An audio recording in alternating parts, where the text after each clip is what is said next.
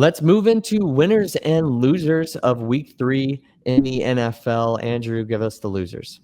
Yeah, so this is quickly turning into one of my favorite segments that we do. For losers, I think the 49ers and just like everybody who roots for them in general, it is a sad day to be a 49ers fan once again.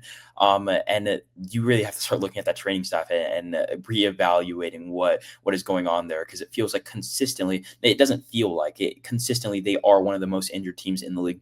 And some of these injuries are just very concerning. Obviously, part of why we're doing this is because Nick Bosa was just announced out for the season, and Brock Purdy, obviously their starting quarterback, has been out for a couple weeks now.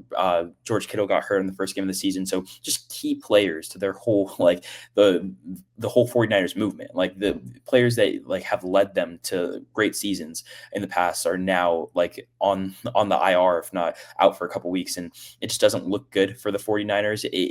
In terms of players and having the next man up mentality for 5 different guys now. In general, it looks decent because of the fact that they came into this season with one of the easiest schedules in the NFL, if not the easiest. And the fact that they are 3-0 is definitely great. But when you're looking postseason, you're looking to teams that are actually going to be competitive, and teams that you're going to have to look forward to in the future. Not having guys like Nick Bosa and then having Brock Purdy coming off a major injury at this point, and maybe not major, but injuries that sidelined him for multiple weeks. And then George Kittle, however he looks in the postseason, it just isn't great. And the 49ers in general are one of the most beat up teams again, and we're only 3 weeks through the season. The NFL and whoever wins the Super Bowl has a lot to do with health. And this is a violent game, but I will have to get on the boat with you here about the training staff. I don't know if there's something going on here, but we might need to look at that because this is really bad. I've never seen a team with the Super Bowl window as long as the 49ers deal with so many injuries and overcome. But even with all the stuff that they have potentially going for them still this year, like being 3-0 and having the easiest schedule in the NFL, I think it might be too much. I agree. They're definitely losers. 100%. And then moving on, the second loser for this week is Saints fans, because they have to watch the Saints play and actually try and attempt to enjoy it. I mean, there's so much that goes into being a Saints fan at this point, and having to flip on your TV and then realizing that consistently you're gonna have to root for either Spencer Rattler or Tyler Shuck is a miserable existence. And looking forward, even if Tyler Shuck ends up not being the guy, and they realize that very quickly. We just had a segment recapping the fact that there aren't many people that you're going to be moving on to if it's not free agency, at least in this upcoming draft. So being a Saints fan has got to be hard, because at some point it was the defense that really was the outlier and was really good for this team. But that defense is getting old, and they don't have as many guys on that team due to salary cap and just that team getting old, as I mentioned. So being a Saints fan has to be depressing at this point. I think the score is 38-6 at halftime, and they kicked essentially a pity field goal to go into halftime, not 38-3. The Seahawks are a good team, but not a great team. The fact that they got dominated like that, and Spencer Rattler looked as bad as he did, isn't great for Saints fans moving forward. Terrible for Saints fans. I think you said it all with them. They had a couple really competitive weeks against the Niners and the Cardinals, but things just fell off the rails here against the Seahawks. They got the Bills next week too, so this looks like 0-4. Oh, I'll go with my losers. I'm kind of forgetting that we're doing just the losers. I almost forgot you were not going to go to the winners just yet. I have the Bengals. We talked a lot about quarterbacks today. With Joe Burrow out, we mentioned that this could be a potential lost season for the Bengals. And the very first game, they face another talented team without their starting quarterback, and they get absolutely murked by Carson Wentz and the crew, which I'll say every QB outside of J.J. McCarthy in that Kevin O'Connell offense is looking great, but he didn't have any pressure on him because that Minnesota defense was flying around. But yeah, the Bengals with Jake Browning, I mean, the late game heroics against the Jags, despite his 3 interceptions, I believe, last week, did not translate into this game. And they have plenty of pieces. I mean, the defense is suspect, and so is the offensive line. But, it makes it tough to get it out to Jamar Chase and T. Higgins. But they got plenty of receivers, and it's just not working. And I don't think it will. Yeah, I think that probably fantasy owners of any of those receivers are also losers this week. T. Higgins had like what one catch for I don't know how many yards, but he had a god awful week. And people that took Jamar Chase 1-1, I remember going into a fantasy draft being like, man, that's the guy this year. Like he's Triple Crown winner. Joe Burrow is going to get him the ball. That defense sucks, but man, anybody who has those guys has got to be feeling a little bit bad right now. I think you put it pretty well. The Bengals are just look absolutely atrocious in that game. And they found a way to win, even despite Jake Browning coming in like halfway through that game and still managing to throw 3 picks. He looked even worse against the Vikings defense. That is a step up from the Jags defense, but Brian Flores, former Miami Dolphins legend, is put them to shame. So my other loser is that how this moment between Caleb Williams and CJ Stroud aged post game. If you remember last year, like he was kind of giving him some of that advice or what have you. And Caleb Williams and the Bears got a win against a terrible Cowboys defense, but a win is a win is a win. And CJ Stroud and the Texans moved to 0-3, and that offense still looks bad. Life comes at you fast. And I figured in week 3, just looking at it from this lens, that moment, it's been around social media too.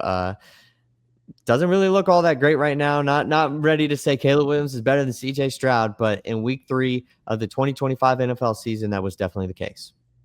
Yeah, and CJ Stroud just hasn't looked good for an In a extended while. period. Yeah, for an extended period of time now, essentially all of last year, and then bleeding into this year. Yeah, the fact that he really that clip is just so funny on its own, standing alone. But given the context now of CJ Stroud, his career kind of just like plummeting from there, and then also Caleb Williams not being on the rise, but like at least having this good game, and CJ Stroud again only being able to put up 10 points this week. It definitely looks funny because he's like, let me give you some advice, bro. Like this is what you're going to need to know as a former rookie.